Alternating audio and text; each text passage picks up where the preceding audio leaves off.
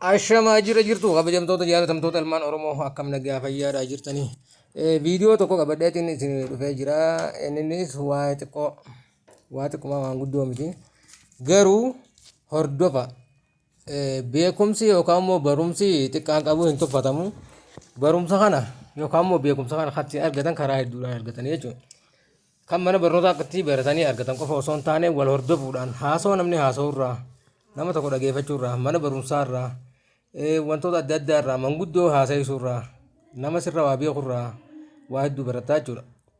Kanaaf dhiimoo keessan yeroonii fi lakkoofsa namaa qabattan maqaa ati ittiin qabatte saniin yoo sii dhufuu baate maquma namni san dhiimoo ittiin banateen yoo kasi dhufu taate bakka ittiin sirra isinitti himaa jechuudha. Bakka ittiin sirraa'uu qabu isinitti himaa amma dhiimoodhaan seenaa laaluu dandeessaa jechuudha. Dhiimoo seenii profaayila tuqiin hogguu profaayila tuqxee security and privacy akkuma nama duratti isin jetti ni seenta.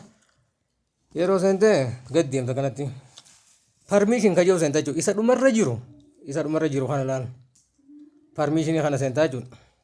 Hogguu kana seente sign contact kana yoo irraa akkatiif duba deebifte lakkoofsa nama qabattee tokko maqaa nama qabattee saniin siif asin bahu. Maqaa ati qabatteen siin bahu jechuudha. Maqaa namni san dhiimoo ittiin banateen siif as baha.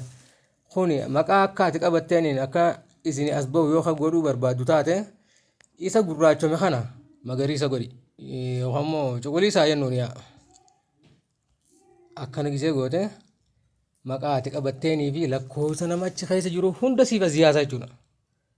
Haala saniitiin sirreeffachuu dandeessanii na hordofaadhaa like share subscribe waliif godhaadhaati beekumsa xiqqaan qabu walirraa haa barannoo isiniin jaa hayyee gawaan na hordoftaniif galatoomaadhaa jiraadhaa nageenyi rabbii guddaa isin bira haa jiraatu nagee keessanii jiraadhaan isiniin jaa bulmaa Oromoodhaa akkasiitiin na hordofaa sirriitti hordofaa hayyee.